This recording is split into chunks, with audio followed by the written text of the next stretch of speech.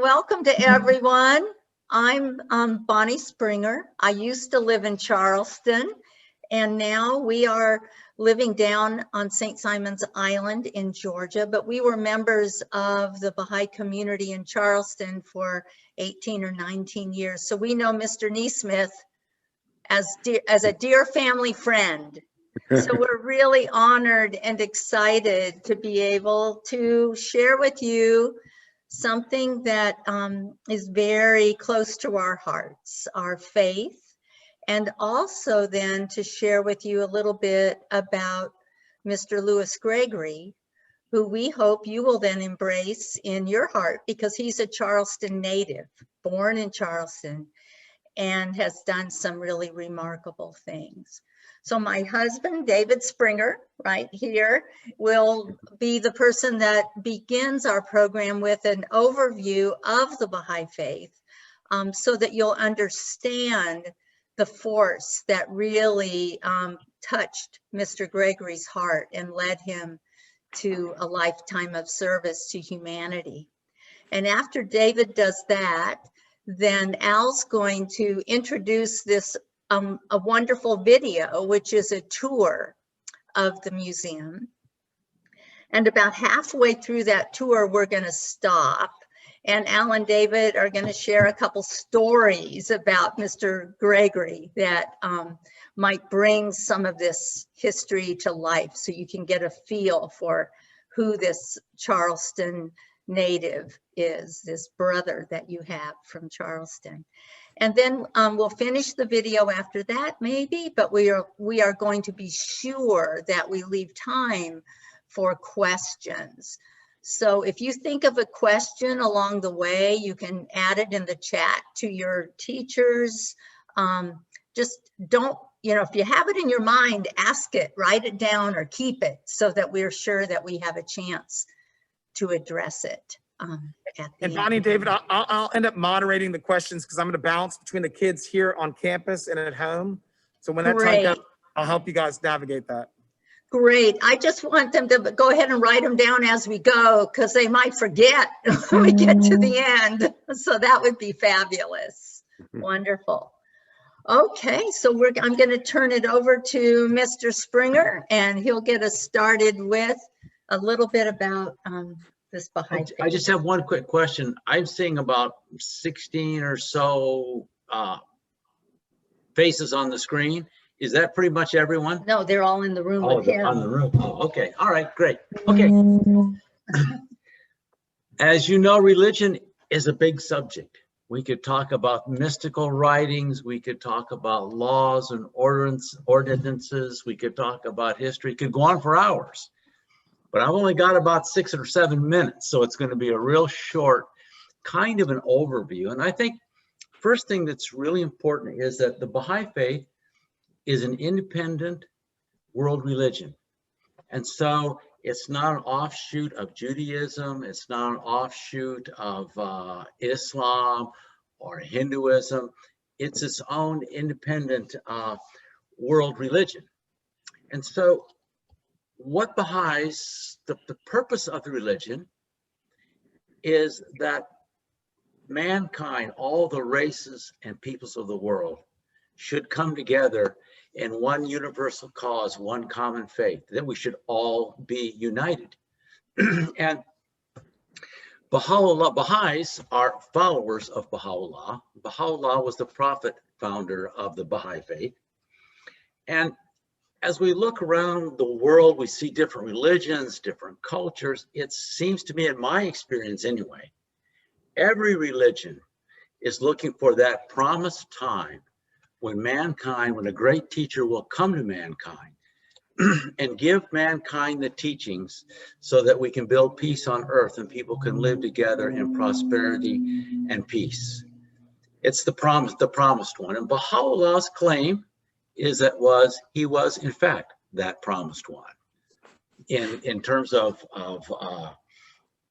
Christianity would be like the return of Christ. In Islam would be the promised Mahdi, I believe, is at least in one of the sects. In Buddhism, the fifth Buddha.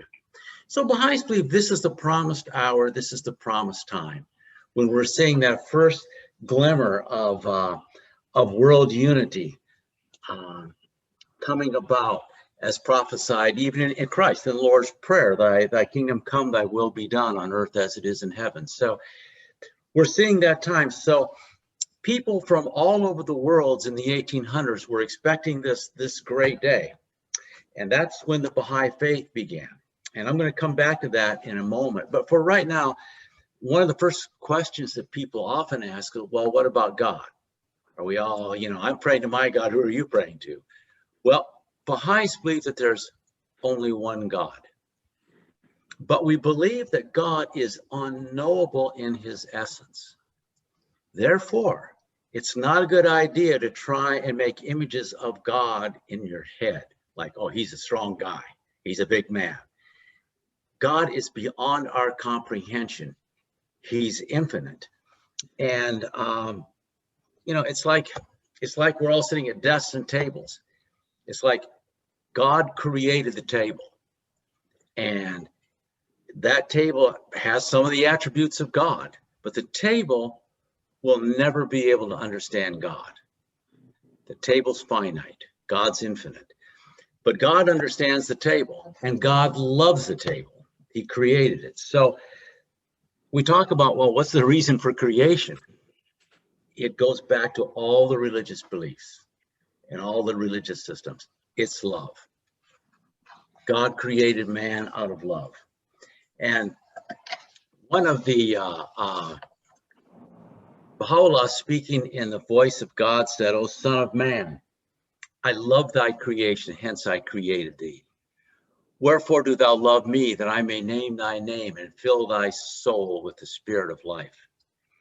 So, although God's existence is above our understanding, far beyond our understanding, his love touches every aspect of our lives. And with that love, God made a covenant with mankind that he would never leave us alone, that we would always be, he would always have us under his care and protection. So when mankind needed to move to the next stage, God sent messengers to guide mankind to express his will and purpose. And we believe the prophets, or as Baha'is call them, manifestations of God, were those personages who he came, that God sent with his message, his will and purpose, and his word. And Baha'u'llah gave us an analogy to understand that, because that's always kind of a tough one for me, to be honest with you. He said, visualize the sun. Without the sun, life on earth would be probably impossible. Light, the sun gives us light, it gives us warmth, it makes life possible. Yet, we dare not approach the sun. We'd get fried. The sun can't come to earth. But if you took a mirror and pointed it towards the sun, you would see the sun in all its glory and splendor. If you took a perfectly polished mirror, it would reflect all the glory, the splendor, the attributes of God. And he said, that's what our manifestations are. So, Baha'is believe that all of the messengers of God, Abraham, Moses, Christ, Buddha, Zoroaster, Baha'u'llah, Krishna, all reflected that same light. And they all reflected that same glory. And as mankind passed through, if you will, the school of evolution, God kept sending messages that were adapted for each time and each situation. So living in the time of Moses was very different than living in this time. So the message of Baha'u'llah was, we believe, tapered for this time. And one of the key messages, the key parts, is the oneness of humanity. Friends, we all look different. We all have different talents. We all have different capacities. We all have different characters. We have different emotions, but we all come from the same root. And we're like flowers of a garden. The beauty in the garden with all the different fragrances and colors, the beauty lies in the diversity. And so be it with mankind. And so Baha'u'llah really urged us, didn't urge us, that's his law, we have to come together. And to do that, we have to abolish all the prejudices. We have to clear our hearts from preconceived ideas and open them to everyone. And we have to do it with justice. You know, Baha'u'llah says no light can compare with the light of justice. The establishment of order in the world and the tranquility of its nations, of the nations, depend upon it. We've got to be just. He also said, also in the Baha'i scripture, we find that the passage which I want to kind of leave you with is that we should concentrate all the thoughts of our heart on love and unity. And when a thought of war comes, we have to oppose it by a stronger thought of peace. And a thought of hatred must be destroyed with a more powerful thought of love. It's about our hearts. And it starts in our minds. It starts in our hearts. And personally, if we really recognize the oneness of mankind and we look at every relationship through those eyes, not of differences, but of sameness, we could change the world. We don't have an economic problem that we can't solve if we don't look at, if we look with unity. So there you have it. My dear wife is nudging me with her knee. I think that indicates that my time is up. So, the thing that just touched my heart is in this presentation is that Louis Gregory, this is what Louis Gregory, as you'll hear from Mr. Neesmith, this is what Louis Gregory was attracted to. He was a lawyer, so justice spoke to him, you know, very deeply in his heart. His grandmother had raised him to love everyone and to look at everyone through these eyes of oneness. So we're going to turn it over now in 1 second, because now I'm seeing a finger from my husband that he has one more comment. You nudge me, I nudge her back. It's okay. No. I wanted to give it just a time frame. Baha'u'llah was born in 1817, and he died in 1892 after 40 years of exile. And the very first American Baha'is traveled to Israel well, let me go back. He was exiled from Iran and ended up in Israel. For 40 years, he was on the path. That's where he was exiled. That's where administrative headquarters is. And the first American Baha'is visited Israel to this World Center in 1898. And that was a big thing. And Louis Gregory was there shortly thereafter, just a few years after that. So I'll be quiet now and we can go to the movie. Okay, Mr. Neesmith, you're muted. Hello, can you hear me? Yes. Yes. Thank you so very much. Mr. Gregory is quite an interesting figure from a spiritual standpoint and also an intellectual standpoint. I will share with you, Mr. Gregory, in his early life as a young man, was born and reared in Charleston. He was born at number 2 and lived at number 2, the Sporters Court, which is downtown right near the College of Charleston. But in his life, he was seeking this religious awakening that was in the world, and he had gotten disappointed a few times. And he actually attended an actual meeting in 1907, a meeting that another Charlestonian pretty much arranged for him to attend. The Charlestonian's name was Thomas H. Gibbs, who happened to be a colleague of Mr. Gregory, who worked with him at the Treasury Department. Mr. Gregory graduated from, was born in June the 6th, 1874. He graduated from Avery Institute in Charleston, which is on Bow Street. He went to Fisk University and graduated from Fisk in 1896 and got his law degree from Howard University in 1902. and in 1906 started working at the Treasury Department. With that information, with that particular employment, he became friends with two white gentlemen. One was from the North and one was from the South, Thomas Gibbs and the other gentleman. I don't have his name because it's not recorded in his biography. But Thomas Gibbs' name is recorded because he has a significant role. Thomas Gibbs kept telling Mr. Gregory that you need to go to this very important meeting. I've been to it a few times, but I like it, but I think you will really have an interest in doing this.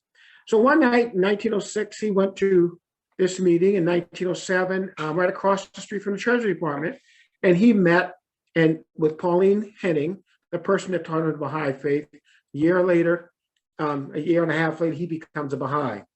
With that backdrop, Mr. Gregory accepted the cause of Baha'u'llah because he said it solved all of the problems that he and W. Du Bois and George Washington Carver and all the other intelligentsia of the Black community were trying to handle. He said it was all rolled up in one nutshell. And he couldn't see himself doing anything else except accepting that cause. And because we have his childhood home in Charleston, we're going to share with you right now a brief virtual tour of that home. And I'm going to ask Dee to, and the home is very interesting because it's the only museum in Charleston that has the artifacts represent the spirit and the life of the individual as opposed to the furnishings. So you will see this tour. Dee, could we start the tour at this time? Thank you.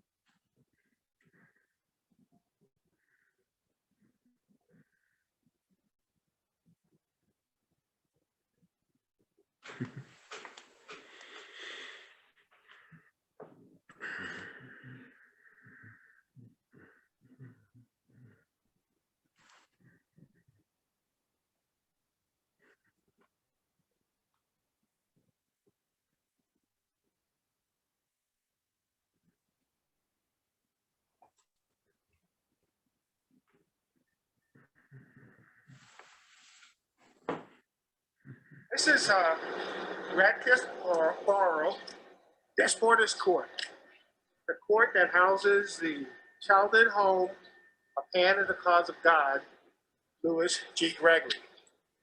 This court is very interesting because it has lots of historical significance. This court was built specifically for freed Blacks right after the Emancipation Proclamation. And number two, the Desportes Court was built by Louis G. Gregory's stepfather, and it housed Mr. Gregory during his formative years when he attended Avery Institute, the normal school that was built for the freed slave children. And Mr. Gregory, the distance from right here to the normal school, Louis G. Gregory School, is exactly 0.5 miles. Mr. Gregory walked to his school every day. Very nice walk, very historic walk, and it even passes the home of Denmark Beasley. This walkway was actually the first project that the Assembly of Charleston undertook with the city of Charleston, where we collected funds. Baha'is donated to this, and we created this brick walkway. When we first acquired this home, this whole lane was dirt, and it got very messy. So this is one of the first improvements that the Assembly, Local Spiritual Assembly of the Baha'is of Charleston made in conjunction with the city of Charleston. This one is Court Brickway.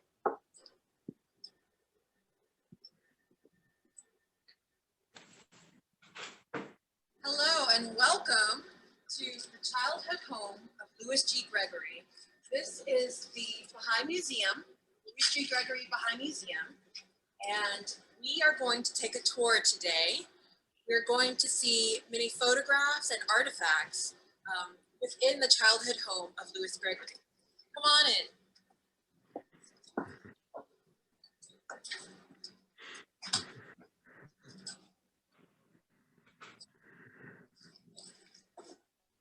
This is a portrait of Mr. Gregory, who was painted by a local Baha'i artist, Nina Uccello. And we are going to see many other pictures of Mr. Gregory. And we'll begin with our tour in just a moment. This portrait is, as stated earlier, done by Nina Uccello Baha'i, local member of the Mount Pleasant Assembly. And we're going to move from this photograph to the beginning of the tour. One thing I'd like to share with you on this tour is that Charleston is a city of museums. Historic sites, the streets are museums, the houses are museums.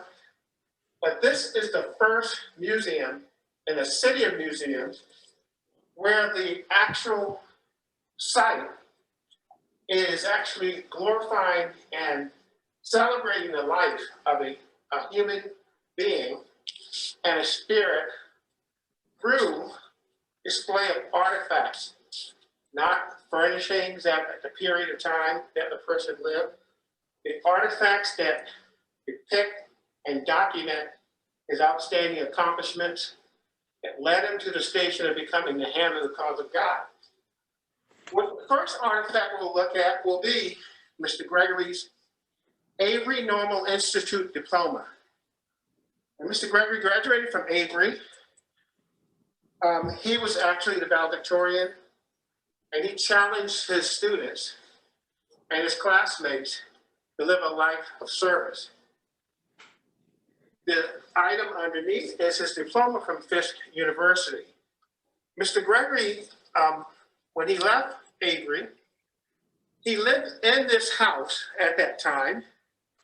When he went to Fisk, he studied, and his father and his mother made sure that he had the wherewithal to take care of his expenses when he got to Fisk. So Mr. Gregory did some tailoring work and paid for his second and remaining years at Fisk. His stepfather, Louis Gregory, paid for his first year. This is Mr. Gregory's degree and law degree from Howard University. And underneath is the documentation that showed that he actually worked at the Supreme Court of the United States in the Treasury Department as an outstanding lawyer and clerk at that time. The next artifact shows Mr. Gregory at two different periods in his life. This is a younger photo of Mr. Gregory in his garb and knickers at that time, and then you see him in a more formal presentation with his very tailored suit. I share with you that Mr. Gregory would always get the observations from individuals who saw him of being very erect, erudite, upright, the body of a dancer. This item right here is a letter that we try to preserve of Mr. Gregory. And it was one that he wrote to one of his colleagues. He said, "My dear friend, I'm just having the time of my life, having many engagements to speak in churches and at gatherings on Baha'ism." And what that letter actually opens up and says, and it documents Mr. Gregory's work in Amity. Mr. Gregory deemed himself or named himself a race amity worker. That is actually documented in his biography by Neil Morris. The next item that we see is a beautiful portrait of the Center of the Covenant, Abdu'l-Baha. And I'll share with you, in the next artifact, I will show you Mr. Gregory's Baha'i historical record. And the irony of Mr. Gregory's historical record is this. Mr. Gregory was born in June 6, 1874 in Charleston, South Carolina. And his Baha'i birth date is June 1909. So his physical birth and also his spiritual birth happened in the same month.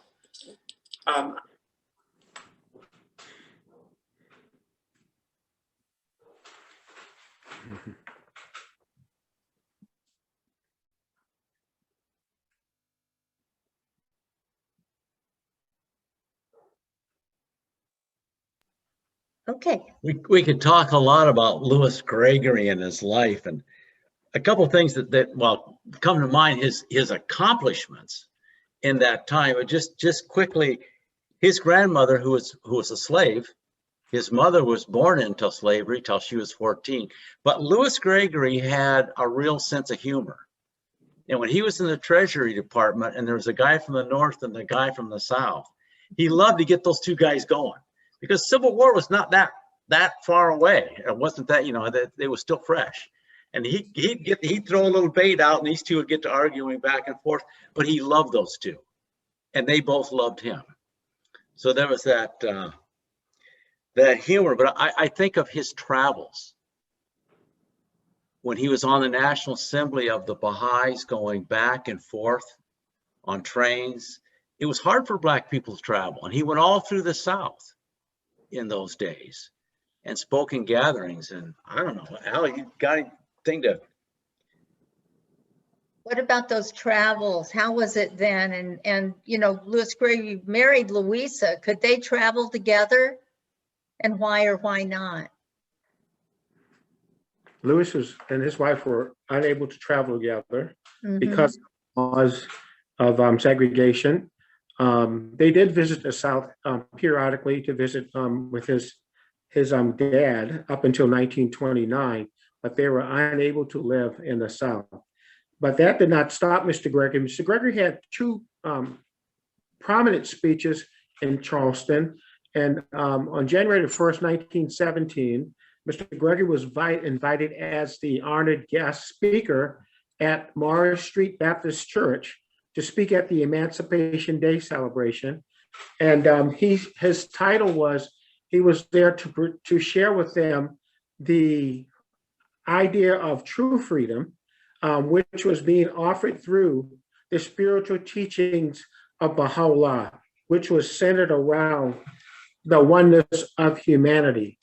And that particular talk was so well received until Mr. Gregory wrote and said that it seemed that the entire city was acceptable to the cause of Baha'u'llah. One other story about his speeches in Charleston, he spoke at the Carpenter's Hall because his father was an accomplished, well-respected carpenter in Charleston. And to prove that, on his death, when George Gregory died, the News and Courier put in an invitation for the city to attend his funeral. There were 1,200 people in attendance at George Gregory's funeral because of the respect that he had, and Black and whites. And he's buried, actually interred over at the Monrovia Cemetery off of King Street. And the gravesite is marked because he served as one of the members of the United States Colored Troops, and he became a sergeant. But Mr. Gregory, really, the reference to his humor, love of humor, his grandmother taught him that because she was quite aware that he needed humor. And Mr. Gregory's recollections of South Carolina, even though he lived during a very turbulent period, he didn't have any hate for white people or Black people. He saw everybody as his family. He lived it, and as David said, he named himself a race amity worker. And Al, I think that made David and I think of that story related to Abdu'l-Baha. You know, you showed the picture of Abdu'l-Baha. So yes. David's going to share one more story about Louis Gregory and Abdu'l-Baha. We can share it together, Al, because you know, no talk about Louis Gregory should be without this story. When Abdu'l-Baha, y'all saw his picture on the wall. Well, he came to the United States, and this was a really big deal for the Baha'is. And they were so excited that finally Abdu'l-Baha was going to come and visit them. And there was a Baha'i lady, a very prominent lady in Washington, D.C., and very wealthy. I've seen her house, what was her house at one time. It was like a city block. So this lady was the social, really, it was that big, a social elite. of Washington. The congressmen would come there and they would have their big dinners and all these things. And so she was making the arrangements for Abdu'l-Baha's visit. And they had a big dinner at the Persian legation, I believe, in Washington, D.C. Yep. And so Abdu'l-Baha was there, a formal. I mean, there were congressmen there and State Department people, whatever. A lot of dignitaries were there. So it was a formal dinner. Right before the dinner, Abdu'l-Baha is talking to Louis Gregory, who was a really well-known, famous guy in the Black community in Washington, D.C. He was a writer, he was a speaker. Everybody knew Louis Gregory. He was an important guy. And so now it comes to dinner. Al, go ahead. Yes, Abdu'l-Baha looked around and he didn't see Mr. Gregory, so he asked him to go get Mr. Gregory. And when he finally got Mr. Gregory, the actual gathering, Abdu'l-Baha was the host. And when he looked at the place settings, he saw, and the placards, he didn't see Mr. Gregory's name. So when Mr. Gregory came in and walked in, Abdu'l-Baha knows that his father's religion speaks to the oneness of humanity. And so he did not see that represented. And so when Mr. Gregory walks in, Abdu'l-Baha removed all of the placards and put Mr. Gregory in the seat of honor and just started talking, because in his mind, the oneness of mankind is a reality in the spiritual realm, and his job is to model it in the physical realm, which is where we are. And he did it in a way, and all the Baha'is sitting there said, nobody said a word because it was the right thing to do. And Mr. Gregory was very comfortable. Abdu'l-Baha went over his speech. No one protested. No one said anything. And so I think Abdu'l-Baha, in being the perfect exemplar, and we refer to him as the mystery of God, because he inculcates all of the principles of his father's writings, and he is the example that we as Baha'is follow. And because he did that, it gave us license as Baha'is to live out the spiritual teachings when they are appropriate and when they are when it's time to share with people the spiritual realities of Baha'u'llah.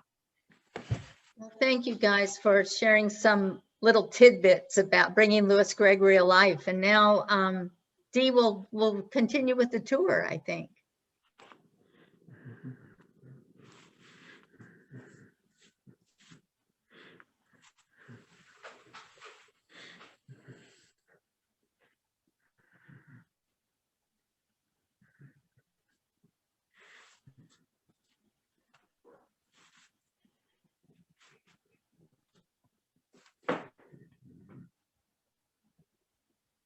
Don't have any audio. No audio.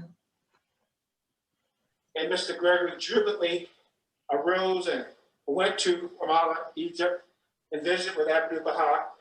We have a copy of his recollections of his visit, calling A Heavenly Vista. That's one of the artifacts that we do have in the museum. When Mr. Gregory got to Ramallah, it's very interesting that Abdu'l-Baha welcomed him. When Mr. Gregory first saw Abdu'l-Baha, he was so moved spiritually until he went to his knees. He said he knew that Abdu'l-Baha was someone special. That's why he went to his knees. Abdu'l-Baha came over and put his hands on Mr. Gregory's head. And when Mr. Gregory saw Abdu'l-Baha and began to talk, Louisa Matthews, an English woman, was there, who ended up being Mr. Gregory's wife. But this is the way Abdu'l-Baha did his matchmaking. He told them the first time they met each other that they should probably get to know each other a little bit better. And that's all he said. And from there, I guess divine providence stepped in, and they were married in New York City, and began their work on race amity as a peer and a team. This photograph is aptly positioned in the museum because Right below is The People of the Eye, which is the book that documents the fact after Baha'u'llah's reference to the African Americans and the world order of Baha'u'llah as the people of the eye, through which everything is before them and they can see the reality and the light of the spirit shines through. Everyone's eyes might be different colors, but the pupil is dark and it attracts the light. The next set of artifacts that we have, it documents Mr. Gregory's notoriety with the intelligentsia of that time. Mr. Gregory was considered one of the talented 10. And the reason why that term was actually used is because during the time of Mr. Gregory's life, they were only out of slavery some 20 to 15, 25 years. And the African Americans are trying to determine how to make this life and live as African Americans, free people in America.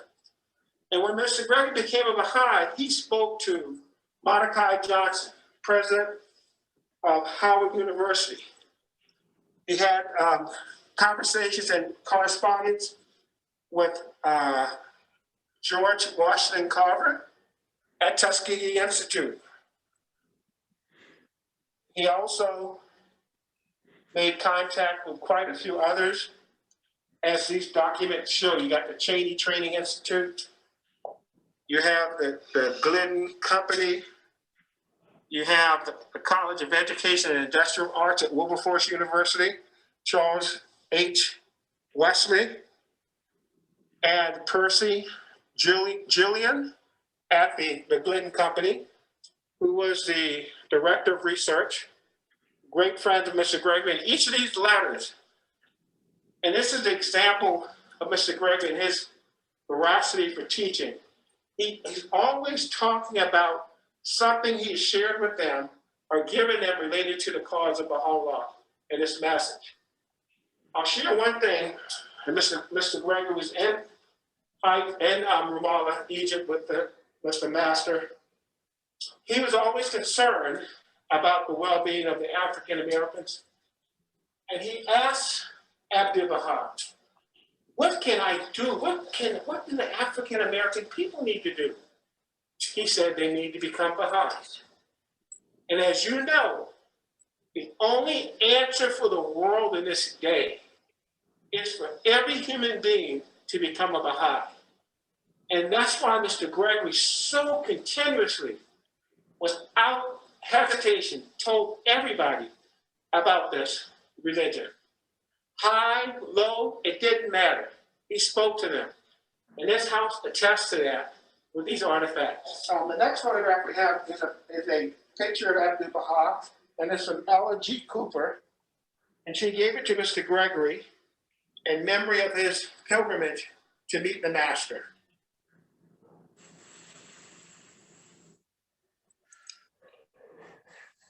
As we know, Mr. Gregory coined himself a race amity worker.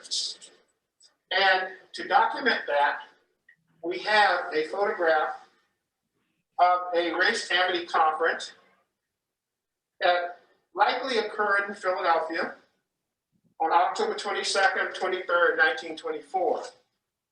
We actually have a program, a copy of the program of one other race amity conference on May 19th and May 20 and 21st at the Congregational Church in Washington, D.C.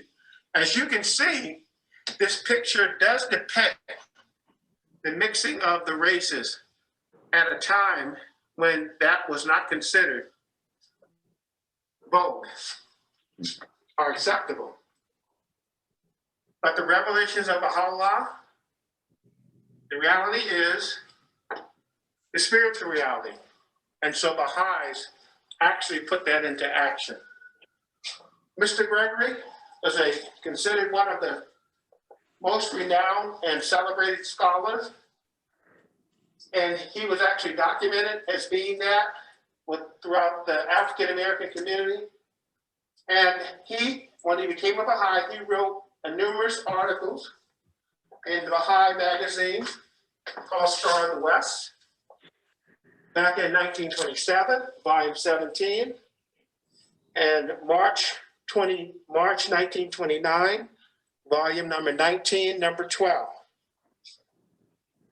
In his race amity work and his teaching work, Mr. Gregory would travel all over the world. When the Divine Plan came out, and it came to the South, and it asked that the teaching work be carried to the 18 southern states. Mr. Gregory, if my chronology is correct, from 1912 to 1914, traveled to 16 of those 18 states, teaching the cause of Baha'u'llah. But this happens to depict us to kind of share with you how we sustained that type of veracity in travel and teaching. This is a document of his travels in 1932, which showed that he traveled to at least 15 or 20 places in that 1 year. Elliott, Maine, Portland, Maine, New York, Atlanta, Georgia, Greensboro, North Carolina, Sofia, Bulgaria, also Cincinnati, Ohio, Columbus, and as you can see, the photograph, you could see probably a little bit more of the other cities. The thing that the Baha'i Faith did for Mr. Gregory, and the reason why Mr. Gregory had the spiritual insight to leave his work with W. Du Bois and the Talented 10 was because, as Mr. Gregory said, when he heard and was taught the Baha'i Faith, he immediately knew that the faith solved every problem that they were trying to solve. So he quickly divorced himself from the work of the Talented 10 and became a Baha'i. In doing that, Mr. Gregory served on the national body of the Baha'is of the United States for some 14 years. And here's a photograph of him. And I think he served as secretary for at least 4 to 5, 6 times as secretary of the National Spiritual Assembly. Below that photograph is some correspondence between Mr. Gregory and the guardian, Shoghi Effendi.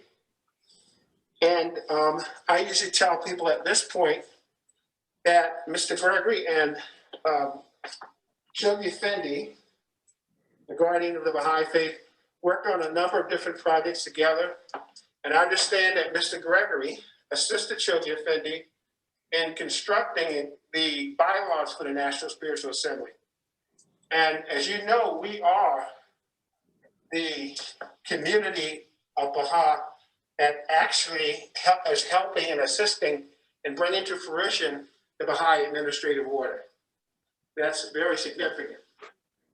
When Mr. Gregory got into his older years and he went to Elliott, Maine, and started teaching at Green Acre School, here are some of the programs, and that's one of the artifacts that we have. As you know, Mr. Gregory lived there at the end of his life and actually passed and ended his spiritual journey on earth while he was at Elliott, Maine.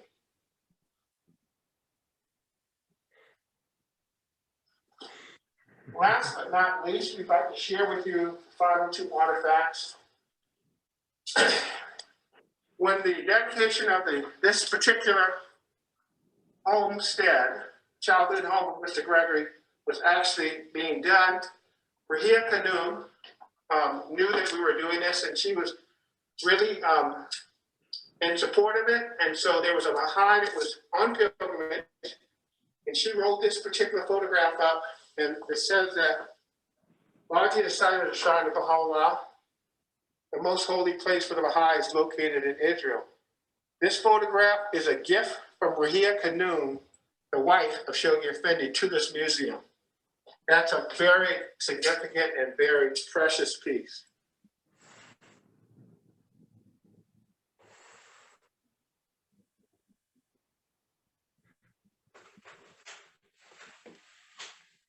Well, that concludes the tour. At this point in time, we would like to entertain any questions that may have come in. And I guess I'll turn it over to you, Mr. Courtney. Thank you all for that, the tour and the presentation. And so we're going to bounce back and forth between questions here on campus and from kids who are learning remotely. So I'll introduce them and then they'll have their question themselves. So here we go, looking for in-campus for, all right, Declan, come on down. This is Declan, he's one of our 6th graders. Okay. And you guys at home, don't forget to use your hand up. Jack Woodward, I'm coming to you next. Keep the hands up at home. Hello, thank you for coming. Hello. I was just wondering, what was the inspirations for the Baha'i architecture, like the temples? What was the inspiration for the architecture? What's the inspiration for the architecture of the continental temples? David, what's the inspiration? I'm only taking easy questions. I think the continental temples, I think the idea is they should all have 9 sides, symbolic of the 9 great religions that we know of now. And the idea is that you can enter from any direction. They're open to all humanity, and there's a dome on each one. And I think each one reflects the culture that they came out of. They're all a little bit different. The Samoan temple's a little bit different than the one in Chile, which is a little bit different than the one in Uganda, and so on. And the other thing that's happened with the continental temples is, you know, the Baha'i community is very, very committed to the environment being very, very important. And so they want to be sure that it is integrated in a respectful way to reflect the continent on which it is. So it doesn't look like, you know, a New York skyscraper on a mountaintop in South America. You know, there's that real commitment to honoring culture and humanity. I would like to just add, in a Mother Temple in Wilmette, Illinois, the inspiration was to actually have a material manifestation of the oneness of religion, because if you look at the temple, if you look very closely at the lattice work, there's symbolism from the various past religions. And as David said and Bonnie said, those 9 doors represent the fact that you can become a Baha'i from any of those religions because the religions are one. And that's the inspiration. Thank you. Thank you for the question. All right, thanks, Declan. Next question is from Jack. He's one of our seniors at home. Hi, thank you again for doing this. So my question is, like, over the past recent generation, we've seen a large turn away from major religion. But while this is happening, the Baha'i Faith has been somewhat of an outlier, and they've seen a little bit of growth in this. What would you contribute to the success of? It's a great question, and I think you're going to get a different answer from each of us, because we're thinking as one of the major premises of the Baha'i Faith is the independent investigation of the truth. So it seems to speak to the spirit of the age. We don't need to turn to clergy to tell us what God's telling us in our heart. And so Al, David, and I might each answer this differently. I believe that because of what David said about this idea of progressive revelation, that God renews his message to meet the contingencies and the exigencies of the age in which we live. And in this faith, when you dig in deep and you study the writings that we believe of Baha'u'llah that came from God, speak to the elimination of wealth and poverty, speak to the equality of women and men, speak to the need for universal education. And all of this was inspired by God back in the mid-1800s. So I believe that the spirit of humanity worldwide is becoming energized and connected with God's message for today. Oh, you first. I didn't hear the end of the question because he cut out. Could you repeat the question? I didn't. Oh, Bonnie, could you tell me what it was? was- Yeah, go ahead, Jeff. So I was asking, like, with the large turnaway of religion in recent generations, what in the Baha'i faith has been as some sort of outlier in this? How would you contribute the success of that to, like, what was the reason that you see? So why is the Baha'i faith growing when other religions maybe are seeing people turn away? Yeah, I think it's the ease and it's the application of religion to the present day. As we speak to as Baha'is very frequently, is that each of the manifestations of God only act and deliver a message that God tells them they have to deliver for the period in time that they show up on earth. At this day and time, with Baha'u'llah coming so recently, the message is fit for the people and the capacity and the advancement of an ever advancing civilization. So the religion won't be as weighty, as cumbersome. It will be easy to do, just as work is worship in the Baha'i faith. When you work and you do anything to the highest level, it's service to humanity, it becomes worship. As Bonnie said, the fact that the actual writings are from the manifestation of God, you can read them for yourself. You don't need someone else to interpret them for you. We only required to worship once every 19 days. Those type things are things that Baha'u'llah says religion should not be a burden, and it makes the religion less burdensome and for our current day society. I think that's a contribution, and the actual writings and the actual messages are so apropos to the current day issues. Just as you see today, we're struggling with whether we should be united. And the whole premise of the Baha'i faith is the oneness of the human family. And when you actually engage the writer, you begin to read why we should be united, you'll realize that our being separate is an anomaly. And it's not, and then you begin to say, so then how do we get back to where we were before? And the writings will show you how to do that on your own spiritual level, where you are spiritually, and you can come to that on your own relationship with God, and not through Al, or Bonnie, or someone else. It's your understanding of those writings. I think for me, everybody's story is different, but for me, at first when I encountered Baha'i faith, it was kind of an intellectual curiosity.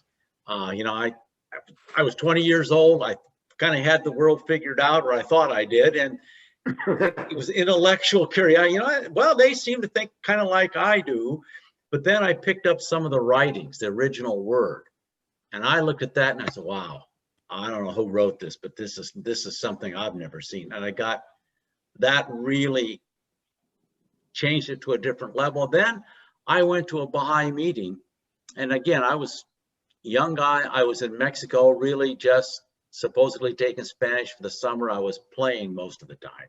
I was having a good time. I went to a Baha'i meeting, and one thing that bothered me in Mexico, I'd never really seen it coming from the Midwest in a rural area, differences between poverty and wealth. But in Mexico City, and when I traveled around Mexico, I saw extremely rich people and extremely poor people.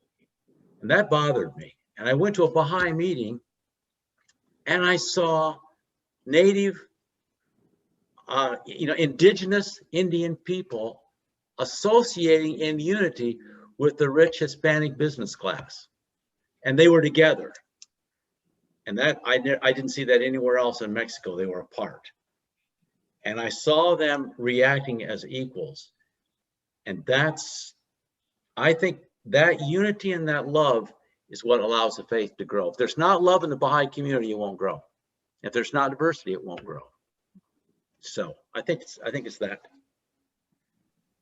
Inspired by the writings. Yes. I'm going to see if I've got 2 questions here. I've got plenty more, but I'm going to stop with 2 more and see if we can pull these off in the next 5 minutes. This is Reagan. She's one of our 7th graders. Hello. Thank Hey, you. Reagan. Hi, Megan. What part of the Baha'i faith is most important in uniting and making the community whole? What part of the Baha'i faith is? What part of the Baha'i faith is most important in uniting and making the community whole? I think what we have something that is called the covenant. And so this is the first time in the history of religion that in the actual handwriting of the manifestation of God, Baha'u'llah, when he passed away, he said to everybody that was a Baha'i, you need to turn to Abdul Baha, whose picture was in the museum. And then when Abdul Baha passed away, he appointed his grandson, Shoghi Effendi, who Al showed you some of the letters that Louis Gregory received from Shoghi Effendi. And then after that, the Baha'is all around the world are told, now we have an elected body called the Universal House of Justice. So we will not have sects. We will not have one church on this corner that follows Baha'u'llah and another church on that corner that follows Baha'u'llah. Because God believed now is the time that mankind is ready for this total unity. And so we have it. That's the covenant. That keeps us together. That keeps us together. Great question. Thank you. Thanks, Reagan. Our last question, and again, we have plenty more, and we're happy to follow up these with Dee and you all later. This is Ben, and he's one of our 8th graders. I think. So my question is, so in many religions, mission work and charity are extremely important. So how does Baha'i implement that?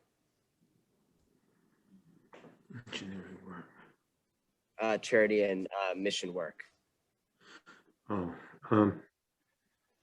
Well, Go ahead, Al, you start and we'll come in later. Baha'is are encouraged to be involved with the greater society in accomplishing the tenets and the teachings of Baha'u'llah. But in the writings of the Baha'i faith, because they are new and we believe they are the remedy for the ills of the world, the actual putting into practice and action, the actual writings that individuals from other religions who haven't accepted the faith might be vaguely aware of, but not totally aware of them, for the Baha'is to actually model that behavior is the best service that we can give as servants of God to our other brethren and co-religionists.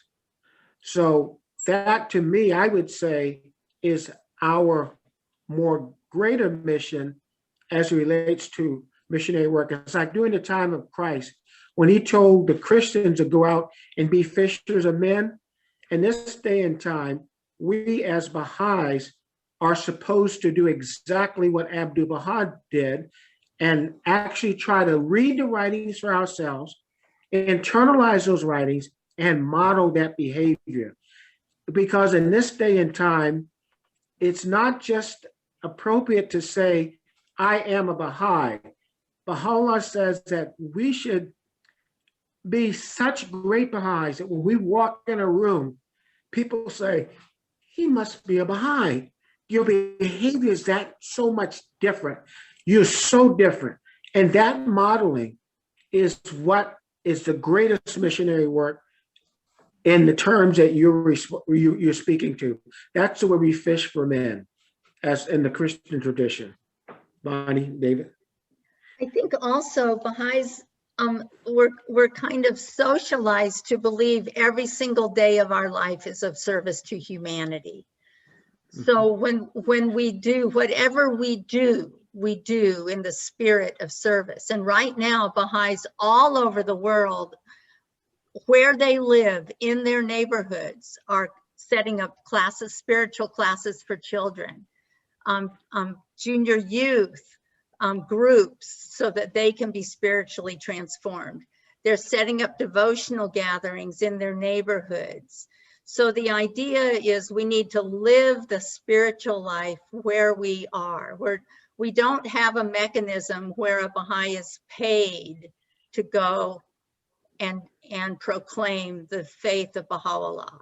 If we do move somewhere as a pioneer, we have to have make our own living and just become a part of the community, not hold ourselves separate. And charity is very important.